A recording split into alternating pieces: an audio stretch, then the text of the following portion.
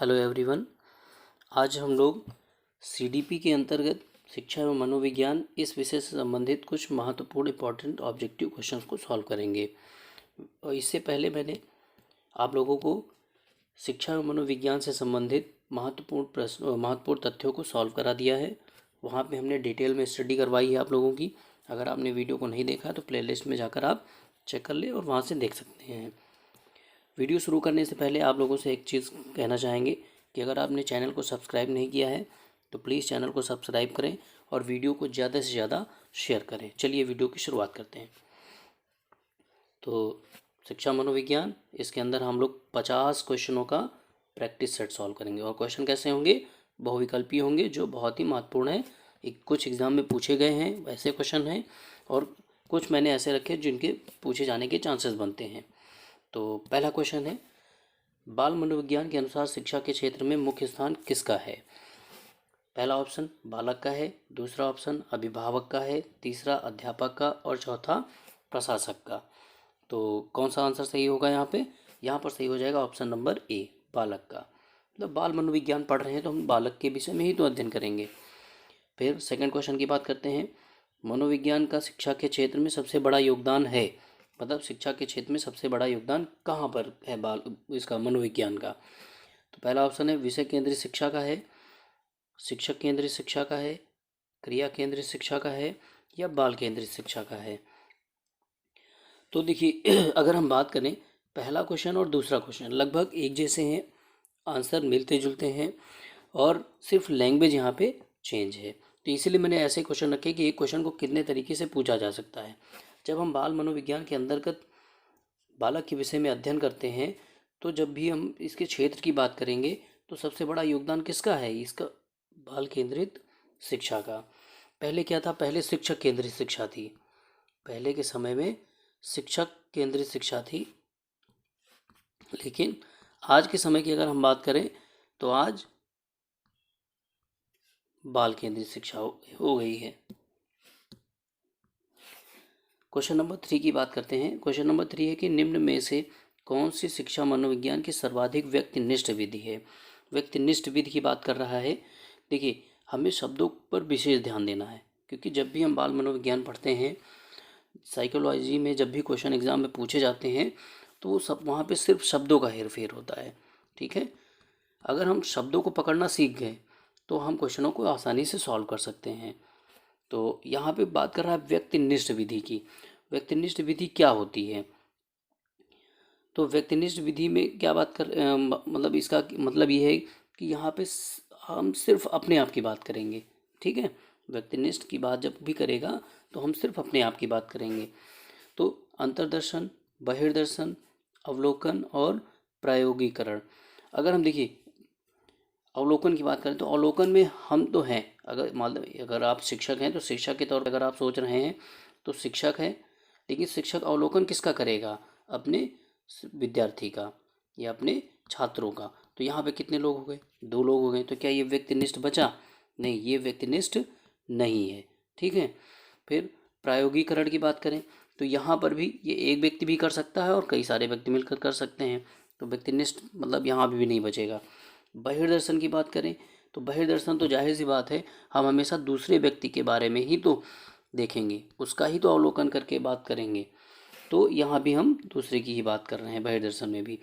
तो एक ऑप्शन बचता है अंतर्दर्शन। अंतर्दर्शन का मतलब होता है कि आप स्वयं के बारे में जानें। ठीक है, स्वयं के बारे में जानें। अगर आप स्वयं के बारे में जान रहे हैं तो यहाँ पर कौन सी विधि हो गई? व्यक्तिनिष्ठ विधि हो गई। तो ऑप्शन नंबर ए सही हो जाएगा क्वेश्चन नंबर 3 में। अगले क्वेश्चन की बात करते हैं।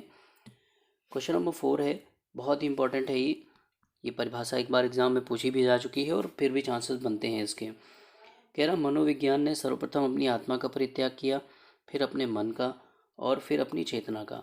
अब वह एक प्रकार के व्यवहार को संजोए है। यह कथन किसका है? टिचनर का है, उंट का है, वुडवर्थ का है या मैकडूगल का है? ठीक है, यहाँ वुडवर्थ होना चाहिए। तो यहाँ पर कौन सा ऑप्शन सही हो जाएगा? तो ये परिभाषा किसकी है? वुडवर्थ महोदय की है। आगे बात करते हैं क्वेश्चन नंबर 5 में। एक शिक्षक को अपने विद्यार्थियों की क्षमताओं को समझने का प्रयास करना चाहिए। निम्नलिखित में से कौन सा क्षेत्र इस उद्देश्य के साथ संबंधित है? तो ये तो सीधी सी बात है, अगर आप थोड़ा सा दिमाग लगाएंगे, आप पढ़ क्या रहे हैं, शिक्षा मनोविज्ञान, तो इसका ऑप्शन कौन सा सही हो जाएगा? शिक्षा मनोविज्ञान। क्वेश्चन नंबर 6 है, मैचिंग का है। अब तो क्वेश्चन ये ट्रेंड में चल ही रहे हैं। Republic, Emile and Education, the School and Society और सत्यार्थ प्रकाश। तो अगर हम बात करें तो इधर क्या दे रखी हैं? इधर दे रखी हैं पुस्तकें, ठीक, और इस तरफ क्या है? उनके लेखक। तो हमें पुस्तकों के लेखक से उसका मिलान करना है। तो अगर हम बात करें रिपब्लिक की, तो रिपब्लिक किसने लिखी है? रिपब्लिक लिखी है प्लेटो ने। इसका मतलब ए का कौन सा सही होगा? ए का 3 नंबर। एमिल एंड एजुकेशन, ये है रूसो की, तो बी का 4 नंबर। फिर द स्कूल एंड सोसाइटी, ये किसकी है? ये जॉन डीवी की है, तो सी का सही हो जाएगा 1 नंबर। और सत्यार्थ प्रकाश दयानंद सरस्वती जी की है, तो डी का सही हो जाएगा 2nd नंबर। तो ए का 3, बी का 4, सी का 1 और डी का 2। तो इस तरीके से ऑप्शन नंबर ए सही हो जाएगा। अगला क्वेश्चन है क्वेश्चन नंबर 7, प्राथमिक शिक्षक के लिए बाल मनोविज्ञान का ज्ञान आवश्यक है क्योंकि? ऑप्शन नंबर 1, यह शिक्षकों को अनुशासित बनाने में सहायता करता है, परीक्षा के परिणाम में उन्नति होती है, यह बच्चों को अभिप्रेरित करने के लिए सुविधाजनक तरीका बनाता है, यह बच्चों के व्यवहार को समझने में शिक्षक की सहायता करता है। तो देखिए, कह रहा प्राथमिक शिक्षक, बात कर रहा है प्राथमिक शिक्षक के लिए बाल। अगर आप अपने आप को यहाँ पर रख कर सोचें कि अगर आप प्राथमिक में शिक्षक हैं तो बाल मनोविज्ञान आपके लिए क्या इंपॉर्टेंस रखता है? क्या बच्चों को अनुशासित करने के लिए इंपॉर्टेंस रखता है? एक ऑप्शन हम कह सकते हैं कि हाँ, अनुशासित करने में सहायता तो करता है, लेकिन हमें सबसे महत्वपूर्ण और सबसे करीब का ऑप्शन यहाँ पे चुनना है। परीक्षा के परिणाम में उन्नति होती है, तो ये तो कोई ऑप्शन यहाँ पे नहीं रखता है, इसको भी हम काट ही देंगे। यह बच्चों को प्रेरित करने के लिए सुविधाजनक तरीका बन जाता है, नहीं, इसका भी कोई मतलब नहीं है। यह बच्चों के व्यवहार को समझने में शिक्षक की सहायता करता है, बिल्कुल। अगर आपको बाल मनोविज्ञान का ज्ञान है तो आप शिक्षक कैसा व्यवहार कर रहा है, शिक्षक के साथ हमें कैसा व्यवहार करना है, इन सारी चीज़ों की जानकारी हमें बाल मनोविज्ञान से प्राप्त होती है। तो यह बच्चों के व्यवहार को समझने में शिक्षक की सहायता करता है, सबसे करीब का और सबसे एग्जैक्ट ऑप्शन हो जाएगा। अगला क्वेश्चन है, बाल मनोविज्ञान का केंद्र बिंदु है। हम बात किसकी कर रहे हैं? बाल मनोविज्ञान की, तो केंद्र बिंदु कौन होगा? बालक ही होगा। आगे आते हैं ऑप्शन नंबर क्वेश्चन नंबर 9 पर। क्वेश्चन नंबर 9 है यहाँ पे, बाल मनोविज्ञान के आधार पर कौन सा कथन सर्वोत्तम है? सारे बच्चे एक जैसे होते हैं? बिल्कुल नहीं। आप 2 बच्चों को अपने दिमाग में रखे चलिए, अगर 2 बच्चे क्या एक जैसा व्यवहार करते हैं? नहीं करते हैं। कोई ज़्यादा खुश होता है, कोई गंभीर रहता है, कोई मजाकिया होता है, तो सारे बच्चे एक जैसे बिल्कुल नहीं होते हैं। कुछ बच्चे एक जैसे होते हैं? नहीं, कुछ बच्चे भी एक जैसे नहीं होते। कुछ बच्चे विशिष्ट होते हैं? नहीं, सारे बच्चे विशिष्ट होते हैं, ये ध्यान रखना है हमें। प्रत्येक बच्चा विशिष्ट होता है, तो यही ऑप्शन सही हो जाएगा कि प्रत्येक बच्चा विशिष्ट होता है। अगला है, बाल मनोविज्ञान का क्षेत्र है केवल शैशवावस्था की विशेषताओं का अध्ययन, केवल गर्भावस्था की विशेषताओं का अध्ययन, केवल बाल्यावस्था की विशेषताओं का अध्ययन, या गर्भावस्था से किशोरावस्था की विशेषताओं का अध्ययन। तो ऑप्शन नंबर डी सही है यहाँ पे। क्वेश्चन नंबर 11 है, औपचारिक वातावरण में होने वाले अधिगम का किसके द्वारा अध्ययन किया जाता है?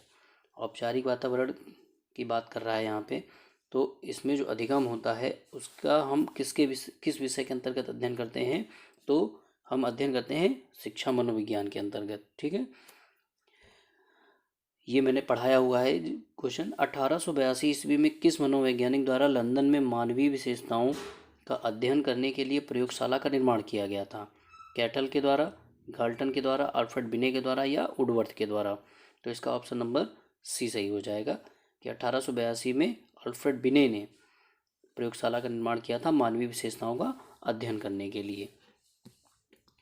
नेक्स्ट क्वेश्चन है, निम्नलिखित में से कौन शिक्षा मनोविज्ञान की प्रकृति है? अगर आपने मेरा वीडियो पहला वाला देखा है तो वहाँ पे मैंने बताया हुआ कि शिक्षा मनोविज्ञान क्या है।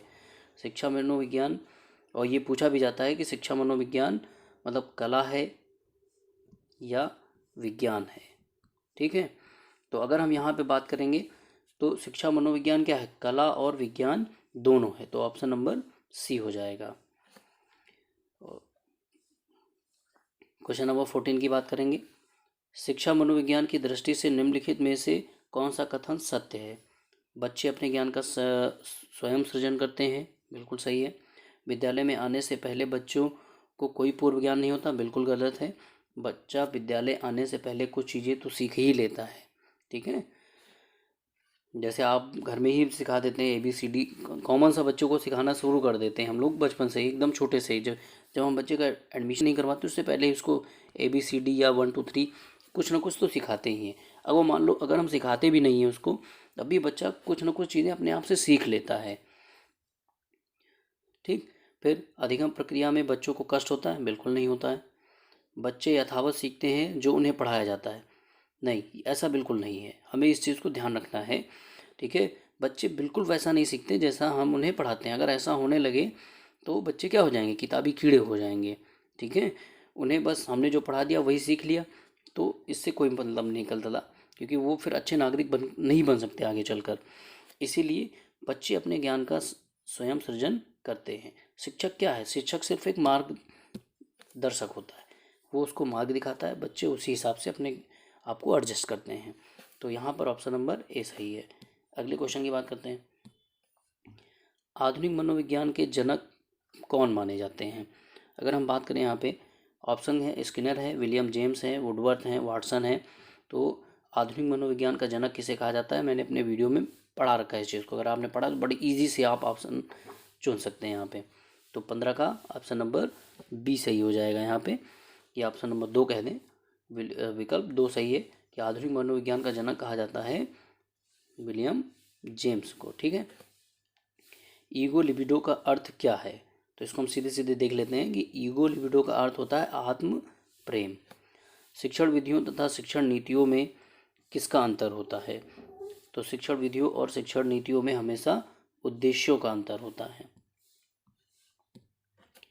बाल केंद्रित शिक्षा की अवधारणा मनोविज्ञान के किस संप्रदाय ने दी, ये इंपॉर्टेंट क्वेश्चन है। शायद ही आप लोगों ने ऐसा क्वेश्चन देखा होगा, तो बन सकते हैं चांसेस, इसीलिए मैंने ये क्वेश्चन यहाँ पर रखा हुआ है। अगर 18 की बात करें तो यहाँ पे ऑप्शन नंबर 3 सही हो जाएगा कि बाल केंद्रित शिक्षा की अवधारणा मनोविज्ञान के मनोविश्लेषणवाद संप्रदाय ने दी है। और मनोविश्लेषणवाद किसका दिया हुआ है, ये दिया हुआ है सिगमंड फ्रायड का, ठीक। डिटेल स्टडी हम आगे के वीडियोस में करेंगे हर चीज़ के बारे में। फिर अगला क्वेश्चन है, मनोविज्ञान आचरण एवं व्यवहार का यथार्थ विज्ञान है, ये परिभाषा किसने दी है। स्किनर ने दी है, वुडवर्थ ने दी है, मैकडूगल ने दी है, या वाटसन ने दी है। तो ये परिभाषा दी है मैकडूगल ने। शिक्षा के संकुचित अर्थ में शिक्षा प्रदान की जाती है, इसी को कहा जाता है औपचारिक शिक्षा, ठीक है। इसी को औपचारिक शिक्षा बोलते हैं। तो औपचारिक शिक्षा या शिक्षा के संकुचित अर्थ में शिक्षा प्रदान की जाती कहाँ पर, निश्चित स्थान पर, प्रत्येक समय व स्थान पर, जीवन पर्यंत, या उपरोक्त सभी। तो यहाँ पे हमें ध्यान देना है, अगर हम प्रत्येक समय व स्थान की बात करेंगे या जीवन पर्यंत बात करेंगे तो ये अनौपचारिक हो जाएगा। क्या हो जाएगा, ये हो जाएगा अनौपचारिक, ठीक है। प्रत्येक स्थान या अपने जीवन या पूरे दिन में अपने जीवन हम जितना भी सीखते हैं वो सब अनौपचारिक है। बाकी एक निश्चित स्थान पर सीखना औपचारिक शिक्षा होता है, ठीक। निश्चित स्थान का मतलब जैसे विद्यालय में बच्चा सीख रहा है, या फिर वो एक निश्चित कक्षा में सीख रहा है या एक निश्चित स्थान पर सीख रहा है, तो उसको हम संकुचित अर्थ कहते हैं, और दूसरी भाषा में उसी को हम औपचारिक कहते हैं, ठीक। आई होप समझ में आया होगा। आगे के क्वेश्चन की बात करते हैं। अगला क्वेश्चन है 21 नंबर, कह रहा है मनोविज्ञान व्यवहार व अनुभव का विज्ञान है, यह कथन किसका है। मनोविज्ञान व्यवहार व अनुभव का विज्ञान है। थोड़ा सा देखिए बारीक सा अंतर है, एक परिभाषा भी हम लोगों ने पढ़ी थी कि मनोविज्ञान आचरण एवं व्यवहार का विज्ञान है, तो ये परिभाषा दी थी मैकडूगल ने। और अगर हम यहाँ पे बात करेंगे कि मनोविज्ञान व्यवहार व अनुभव का विज्ञान है, तो ये परिभाषा दी है स्किनर महोदय ने। आगे बात करते हैं क्वेश्चन नंबर 22 की। बालकों की रुचि, शारीरिक मानसिक योग्यता तथा विभिन्नताओं का ध्यान किस प्रकार के शिक्षण में रखा जाता है। तो किस प्रकार के शिक्षण में हम रख सकते हैं, देखिए बहुकक्षीय शिक्षण में। अगर हम बहुकक्षा में शिक्षण कर रहे हैं तो वहाँ पे भी तो हमें बालकों की रुचि, उनकी मानसिक योग्यताओं का ध्यान रखना पड़ेगा। मनोविज्ञान शिक्षण में इसमें तो रखते ही रखते हैं। सामूहिक शिक्षण में अगर बहुकक्षीय की बात करें और सामूहिक बात करें तो लगभग मिलते जुलते शब्द हैं ये, ठीक है। अगर यहाँ पे हम ध्यान रख रहे हैं तो यहाँ पे भी रखेंगे। तो इसका मतलब इसमें कौन सा ऑप्शन सही हो जाएगा, इसमें सही हो जाएगा ऑप्शन नंबर 4। कौन सा, ऑप्शन नंबर 4 सही हो जाएगा, ठीक। क्वेश्चन नंबर 23 की बात करते हैं। कह रहा वर्तमान में शिक्षा मनोविज्ञान किस अवस्था में है। ये इंपॉर्टेंट क्वेश्चन है, इसको आप जरूर ध्यान रखिएगा, ठीक है। इस क्वेश्चन के चांसेस बन सकते हैं। तो वर्तमान में जो शिक्षा मनोविज्ञान है वो शैशवावस्था में है। किस अवस्था में, शैशवावस्था में है। क्वेश्चन नंबर 24 की बात करते हैं। आधुनिक काल में एक परिवर्तन हुआ, मनोवैज्ञानिकों ने धीरे धीरे अपने मनोविज्ञान को दर्शन शास्त्र से पृथक कर लिया। ये कथन किसका है। तो क्वेश्चन नंबर 24 का जो पहला ऑप्शन है वो है रायबर्न का, डीवी का, एमविल का या गैरिट का। तो इसका जो ऑप्शन सही है वो ऑप्शन नंबर 1 सही है। ये जो कथन है ये रायबर्न का है। फिर 25 नंबर क्वेश्चन कह रहा है निम्नलिखित में से मनोविज्ञान को मन का विज्ञान किसने कहा है। तो देखिए अब ये क्वेश्चन पूछे जा सकते हैं। अगर अब उस परिभाषा की बात करें, वो परिभाषा जो अभी हम लोगों ने पढ़ी थी, कहाँ गई, शुरुआत में ही थी ये। अगर इस परिभाषा की बात करें तो ये दी थी वुडवर्थ ने। लेकिन जब हम क्वेश्चन नंबर 25 की बात कर रहे हैं तो यहाँ पर देखिए, यहाँ पे ये कह रहा है कि मन का विज्ञान किसने कहा। तो मन का विज्ञान कहने वाले व्यक्ति कौन से थे, वो थे पेस्टोलॉजी। निम्नलिखित में से मनोविज्ञान को मन का विज्ञान कहने वाले व्यक्ति पेस्टोलॉजी थे। अगला क्वेश्चन है क्वेश्चन नंबर 26, प्लेवे पुस्तक किसकी रचना है। ठीक, प्लेवे जो पुस्तक है ये किसके द्वारा लिखी गई है। तो इसका जो आंसर सही हो जाएगा वो हो जाएगा हेनरी कार्डवेल कुक। प्लेवे जो लिखा गया है वो हेनरी कार्डवेल कुक के द्वारा लिखी गई पुस्तक का नाम है। आगे आते हैं, स्किनर किस देश के वैज्ञानिक थे। ये मैंने जब डिटेल वीडियो पढ़ाए थे तब भी बताया था कि आजकल क्वेश्चन क्या पूछे जा रहे हैं, मनोविज्ञान के जो महान वैज्ञानिक हैं उनके जन्म के विषय में, उनसे रिलेटेड पुस्तकों के विषय में और उनके जन्म स्थान के विषय में। तो उसी को ध्यान में रखते हुए मैंने ये क्वेश्चन यहाँ पे रखा हुआ है। स्किनर कहाँ के निवासी थे, कहने का मतलब इसका यही है, जापान के रहने वाले थे, इंग्लैंड के रहने वाले थे, अमेरिका के या इटली के। तो यहाँ जब हम क्वेश्चन नंबर 27 की बात करेंगे तो जो उसका राइट आंसर है वो है अमेरिका के। ठीक, स्किनर अमेरिका के रहने वाले थे। आगे बात करते हैं, मनोविज्ञान के संबंध में क्रो एंड क्रो की परिभाषा क्या है। मुझे बच्चा दो और बताओ कि उसे क्या बनाओ, इंजीनियर, डॉक्टर या अन्य। फिर दूसरा है, किसी व्यक्ति के जन्म से लेकर वृद्धावस्था तक के अधिगम अनुभवों का वर्णन तथा धारणा ही मनोविज्ञान है। मनोविज्ञान आचरण तथा व्यवहार का यथार्थ विज्ञान है। अभी हमने ये पढ़ा, ये किसने कहा, स्किनर ने। मनोविज्ञान शिक्षा का आधारभूत विज्ञान है। ये सारे अभी हम आगे डिस्कस कर रहे हैं। फिलहाल यहाँ का जो आंसर सही है वो आंसर सही है ऑप्शन नंबर 2। किसी व्यक्ति के जन्म से लेकर वृद्धावस्था तक के अधिगम अनुभवों का वर्णन तथा धारणा ही मनोविज्ञान है, ये कथन कहा गया है क्रो एंड क्रो के द्वारा। मनोविज्ञान को आत्मा का विज्ञान किसने माना।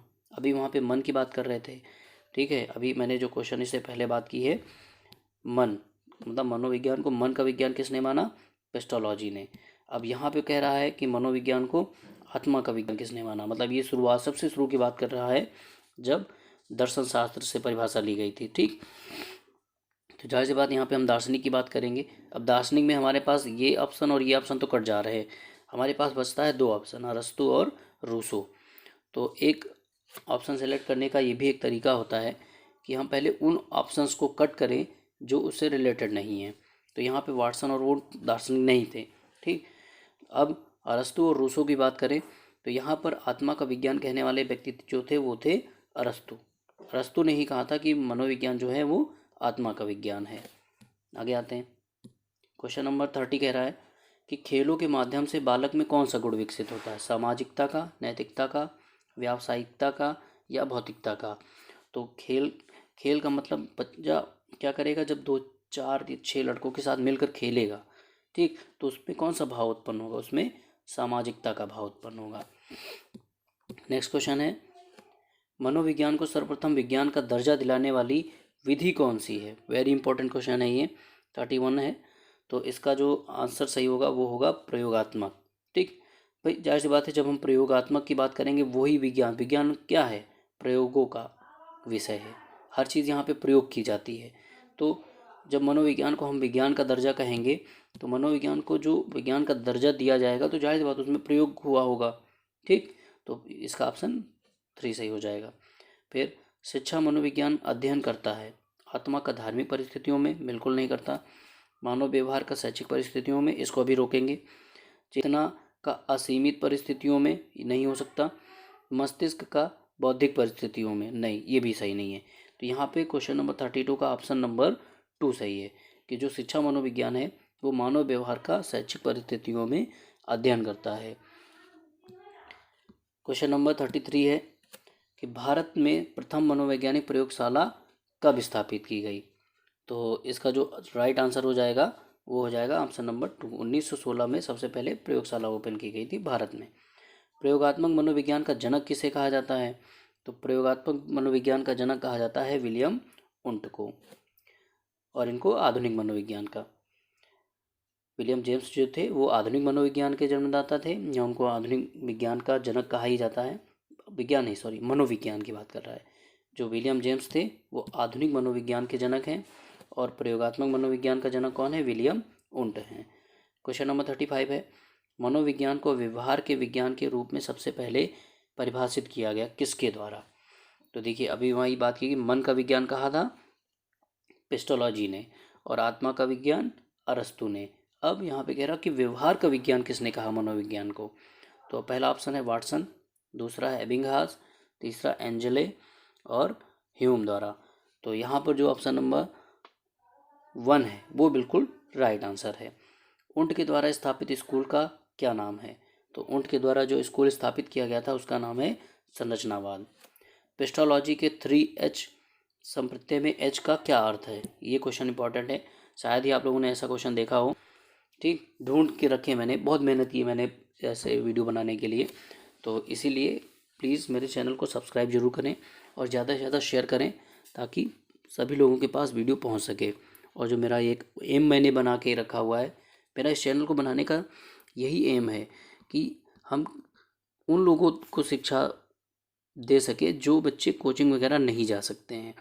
ठीक, फ्री में आप यहाँ पे पढ़ सकते हैं। तो बस आपको करना क्या, चैनल को सब्सक्राइब ही करना है, वीडियो को शेयर करना है, इससे ज़्यादा नहीं करना है कुछ भी, इसमें आपका एक भी पैसा खर्च नहीं होना। अब आते हैं सीधे अपने क्वेश्चन पर। जो पेस्टोलॉजी ने 3H कहा था, H, H और H, तो इन H का मतलब क्या है ये यहाँ पे पूछ रहा है। तो एक H कहता है हेड, दूसरा H कहता है हार्ट, और तीसरा H कहता है हैंड। ठीक है, मतलब हेड, हार्ट, हैंड, तो यहाँ पर उपरोक्त सभी। अगला ऑप्शन है, क्वेश्चन है क्वेश्चन नंबर 38, कह रहा 20वीं शताब्दी में मनोविज्ञान को माने जाना लगा। मतलब कहने का मतलब ये है कि 20वीं शताब्दी में मनोविज्ञान को क्या माना जाने लगा। तो पहला ऑप्शन है आत्मा का विज्ञान, नहीं हो सकता क्योंकि ये दार्शनिक लोगों का विषय था और दार्शनिक लोग बहुत पहले थे। फिर व्यवहार का विज्ञान, मन का विज्ञान या चेतना का विज्ञान। अगर हम परिभाषा की बात करें वुडवर्थ की, तो उन्होंने कहा कि सर्वप्रथम आत्मा का त्याग किया, फिर मन का विज्ञान, मन का त्याग किया, उसके बाद चेतना का त्याग किया। तो आज हम मनोविज्ञान को क्या मानते हैं, व्यवहार का विज्ञान मानते हैं। ठीक, आगे बात करते हैं। क्वेश्चन नंबर 39 है यहाँ पर, मनोविज्ञान को दर्शन शास्त्र से अलग विज्ञान का दर्जा दिलाया, किसने दिलाया। मतलब दर्शन शास्त्र से अलग करने वाला व्यक्ति कौन था मनोविज्ञान को। तो पहला ऑप्शन है विलियम उंट, विलियम जेम्स, स्किनर और वाटसन। काफ़ी करीबी ऑप्शन है, यहाँ पे ध्यान से हमें देखना है। तो इसका जो राइट आंसर है वो हो जाएगा विलियम जेम्स। इन्होंने क्या किया था, दर्शन शास्त्र से इसको अलग किया था। तभी तो हम जेम्स को क्या कहते हैं, विलियम जेम्स को इनको कहा जाता है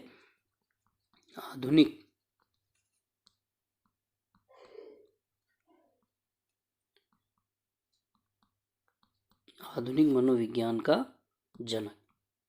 इस चीज़ को हमें नोट करके रखना है, ठीक है, कि दर्शन शास्त्र से अलग किया विलियम जेम्स ने, इसीलिए इनको कहा गया आधुनिक मनोविज्ञान का जनक। अगले क्वेश्चन पे आते हैं। यहाँ मैकडूगल है, ठीक है, मिसप्रिंट है। मैकडूगल ने अपनी पुस्तक आउटलाइन साइकोलॉजी, अब देखिए एक क्वेश्चन तो यहीं पे हो गया कि आउटलाइन साइकोलॉजी किसकी पुस्तक है, मैकडूगल की, या मैकडूगल की पुस्तक का नाम बताइए, तो आउटलाइन साइकोलॉजी में किस शब्द की कड़ी आलोचना की गई है, आत्मा की, मन की, मस्तिष्क की, या चेतना की। तो अगर हम 40 नंबर क्वेश्चन की बात करें तो इसका जो राइट आंसर है वो चेतना। तो मैकडूगल ने क्या किया था, अपनी पुस्तक आउटलाइन साइकोलॉजी में चेतना का घोर विरोध किया था, ठीक, तभी ये जाके इसका नया टॉपिक निकल के आया था, व्यवहार। जब ये सारी परिभाषाएं खंडित होती चली गई कि पहले मनोविज्ञान को आत्मा का विज्ञान कहा गया तो ये भी फेल हो गया, फिर मन का विज्ञान कहा गया, ये भी फेल हो गया, और फिर चेतना का विज्ञान, तो उसकी कड़ी आलोचना की मैकडूगल ने। उन्होंने कहा कि नहीं, मनोविज्ञान चेतना का मनोविज्ञान नहीं है, चेतना का विज्ञान बिल्कुल नहीं है। तो लास्ट में जो एक कंक्लूजन निकल के आया वो व्यवहार निकल के आया, और इस पर सारे मनोवैज्ञानिक सहमत दिखाई दिए। इसीलिए आज के समय में जो मनोविज्ञान है वो व्यवहार का विज्ञान कहा जाता है। तो पता चल गया होगा, मैकडूगल ने अपनी पुस्तक आउटलाइन साइकोलॉजी में चेतना शब्द की कड़ी आलोचना की। अगला क्वेश्चन है कि मनोविज्ञान का जन्म किसके समय दर्शन शास्त्र के अंग के रूप में हुआ करता था। तो अभी अभी इस क्वेश्चन की बात मैंने पीछे की हुई है, तो 41 का जो राइट आंसर हो जाएगा वो अरस्तु हो जाएगा, ठीक है। फिर अगला क्वेश्चन है, निम्न में से कौन सी समस्या शिक्षा मनोविज्ञान के क्षेत्र में आती है। ऐसी कौन सी समस्या है जो शिक्षा मनोविज्ञान के क्षेत्र में आएगी। बहुत सटीक ऑप्शन है यहाँ पर, बहुत अच्छे से हमें इस क्वेश्चन को पढ़ना है और समझना है। कह रहा शिक्षकों की अनुपस्थिति, तो क्या ये सही नहीं है, ये भी सही है। विद्यालय में बच्चों का कम नामांकन, बिल्कुल सही है। शिक्षा का गिरता स्तर, ये भी सही है। और शैक्षणिक पिछड़ापन, इसमें 4 के चारों ऑप्शन सही हैं। लेकिन हमें यहाँ पे टिक तो एक ही करना पड़ेगा, या तो उपरोक्त सभी होता तब तो ठीक था कि हम उपरोक्त सभी लगा देते, लेकिन यहाँ पर हमें कोई एक ही ऑप्शन टिक करना, तो हमें इसमें से ऐसा ऑप्शन टिक करना है जिसमें ये तीनों कवर हो जाते हों, ठीक। तो इस तरीके से यहाँ का जो राइट आंसर हो जाएगा वो हो जाएगा शैक्षिक पिछड़ापन। अगर शैक्षणिक पिछड़ापन है तो सारी चीज़ें इसमें कंक्लूजन में आ जाएंगी। जैसे शिक्षकों की अनुपस्थिति बिल्कुल हो जाएगा, ठीक है। अगर शैक्षणिक पिछड़ापन है, शिक्षक पढ़ाई के प्रति जागरूक नहीं है, तो वो विद्यालय बहुत कम जाएगा। दूसरी चीज़, विद्यालयों में बच्चों का कम नामांकन, भाई अभिभावक अगर जागरूक नहीं तो बच्चों को इतनी जल्दी वहाँ पर एडमिशन नहीं करवाएंगे। शिक्षा का गिरता स्तर, ये तो आज की बहुत ही विकट समस्या है, जो आज देखा जाए कि बच्चे 12th में पहुँच जाते हैं और उनको इंग्लिश पढ़ना तक नहीं आता, ठीक। मैं बच्चों को पढ़ाता हूँ तो मैं अपना खुद का ओन एक्सपीरियंस बता रहा हूँ ये, तो ये क्या है, शिक्षा का गिरता स्तर है, ठीक। तो हमें इस चीज़ को सुधारना है, और मेरी तो यही रिक्वेस्ट है कि गवर्नमेंट ने ये जो प्रोसेस लगा रखा है 1 से 8 तक बिना फेल किए सभी को, बच्चा एकदम घूर है, उसको कुछ नहीं आता है, फिर भी वो 8th क्लास पास हो जाता है, ये बहुत ही गलत तरीका है, ठीक। ये तरीका हटाना चाहिए, क्योंकि हमें शिक्षा के स्तर को उठाना है, लेकिन अब क्या किया जाए। आगे आते हैं क्वेश्चन नंबर 43 पर। निम्न में से कौन सा क्षेत्र मनोविज्ञान के अंतर्गत नहीं आता है। असामान्य मनोविज्ञान, औद्योगिक मनोविज्ञान, आर्थिक मनोविज्ञान, या खेल मनोविज्ञान। तो बात करें यहाँ पर तो एक ही ऑप्शन सही है, जो है ऑप्शन नंबर 3, आर्थिक मनोविज्ञान के क्षेत्र के अंतर्गत नहीं आता है, ठीक है। 43 का 3। आगे बात करते हैं क्वेश्चन नंबर 44 की। कह रहा शिक्षा के प्रति मनोविज्ञान का सबसे महत्वपूर्ण योगदान निम्न में से कौन सा है। शिक्षकों के महत्वपूर्ण लक्ष्य का पता लगाना, व्यक्तिगत गुणों के आधार पर शिक्षार्थियों का विभाजन बिल्कुल नहीं कर सकते, मानव व्यवहार का ज्ञान प्रदान करना, ठीक है अभी तक, अध्यापक द्वारा उचित शिक्षण विधियों को अपनाने में सहायक होना। तो अब हमें यहाँ पे 3 ऑप्शन है, अब तीनों लगभग सही लग रहे हैं, तो चुनना कोई एक ही है, ठीक भाई, शिक्षा के महत्वपूर्ण लक्ष्यों का पता लगाना सही तो है। अगर हमें मनोविज्ञान के बारे में जानकारी है तो क्या हम शिक्षा के महत्वपूर्ण लक्ष्यों का पता नहीं लगा सकते? बिल्कुल लगा सकते हैं। व्यक्तिगत गुणों के विभाजन, हमें हमेशा नकारात्मक शब्दों से बचना है, ये ध्यान रखना है हमें। एग्जाम में ऑप्शन को सेलेक्ट करते समय नकारात्मक शब्दों से हमेशा बचना है। हम बच्चों को बांट नहीं सकते, किसी भी आधार पर बांट नहीं सकते, इसीलिए ये ऑप्शन तो बिल्कुल गलत हो गया। फिर मानव व्यवहार का ज्ञान प्रदान करना, तो मनोविज्ञान तो व्यवहार का ज्ञान है ही, व्यवहार का विज्ञान ही है, तो ज्ञान तो प्रदान करता है। लेकिन शिक्षा के प्रति जो यहाँ पे मनोविज्ञान का यहाँ पे जो मिसप्रिंट है वो शिक्षक है, ठीक है, क्योंकि यहाँ पे बात शिक्षक की हो रही है।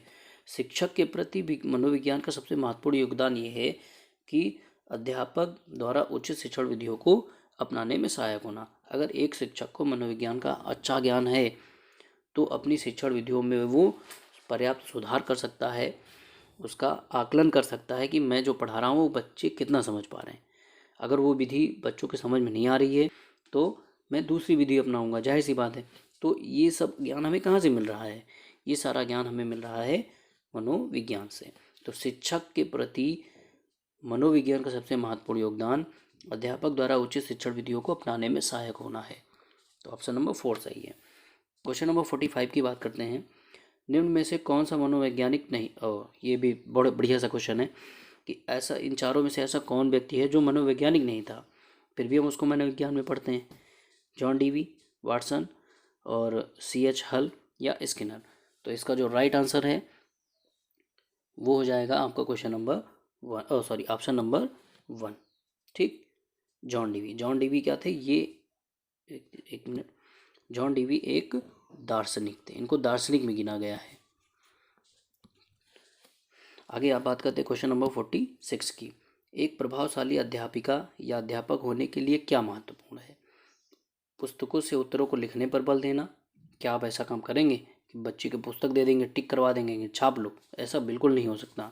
हम शिक्षक हैं, हम बच्चे से काम करवाएंगे, लेकिन ऐसा काम करवाएंगे जो उसके दिमाग में बैठे। छापने में बच्चा छाप लेगा तो सीखेगा क्या? फिर समूह गतिविधि के बजाय वैयक्तिक अधिगम पर ध्यान देना। तो फिलहाल अभी इस ऑप्शन को हम यहाँ रोक रहे हैं।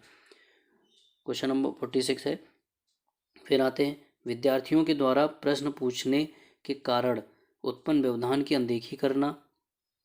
बिल्कुल नहीं, ये तो हम कर नहीं सकते। हम बच्चे को प्रश्न पूछने दे सकते हैं, लेकिन उसके कारण जो समस्या उत्पन्न हो रही है उसके ऊपर तो हम ध्यान देंगे ना।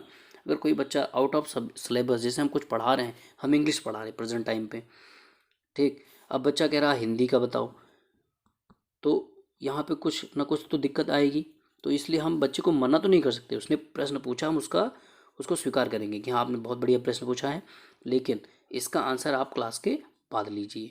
ठीक, अगर आप तुरंत देने वाला है 2 सेकंड 10 सेकंड में तो आप दे सकते हैं, बाकी हमें क्या करना, हमें उस बच्चे को कहना कि आप क्लास से बाहर, आप जब भी पीरियड ओवर होता है आप आके हमसे मिलिए और हमसे आप अपना प्रश्न रखिए। हाँ, सब्जेक्ट से रिलेटेड है तब तो उसका तुरंत समाधान देंगे। तो हमें भी ये ऑप्शन भी फिलहाल करेक्ट नहीं है। प्रत्येक बच्चे के संपर्क में रहना। तो देखिए, अगर आप एक क्लास में पढ़ा रहे हैं, 10 बच्चों की क्लास है, आप वहाँ पढ़ा रहे हैं, तो आप क्या सिर्फ 2 बच्चों पे ही ध्यान देंगे, बाकी के 8 बच्चों पे ध्यान नहीं देंगे? ऐसा नहीं हो सकता।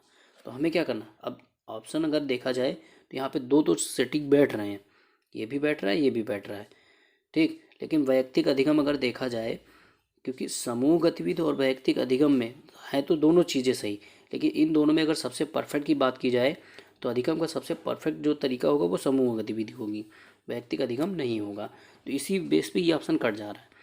और हमने अभी बताया कि अगर 10 बच्चों की क्लास है तो हमें 10 के 10 बच्चों पर ध्यान देना है, इसीलिए हमें प्रत्येक बच्चे के संपर्क में रहना है क्लास में, ठीक।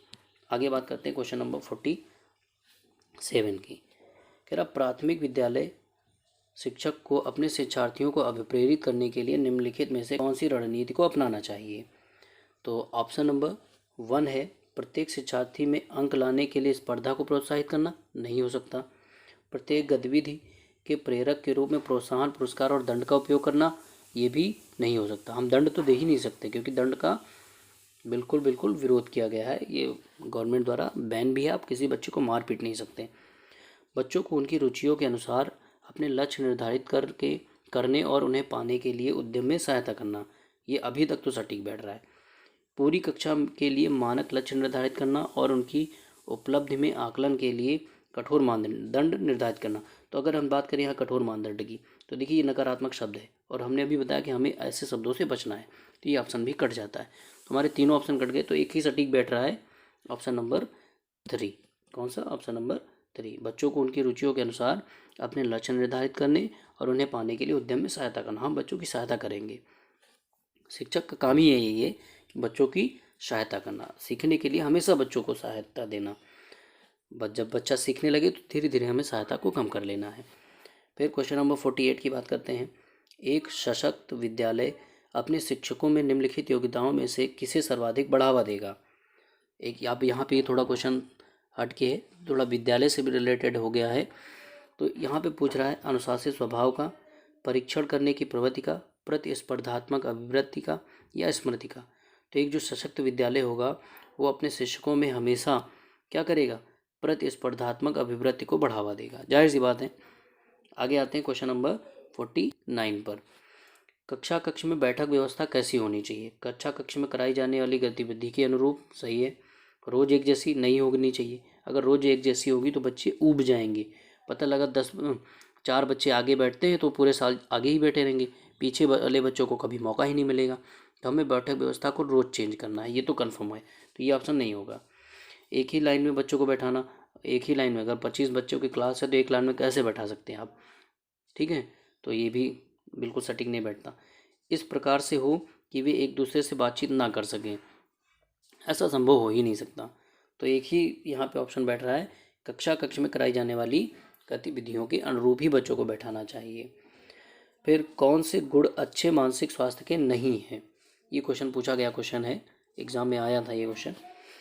तो नियमित जीवन, संवेगात्मक परिपक्वता पहला ऑप्शन है। दूसरा है आत्मविश्वास, सहनशीलता।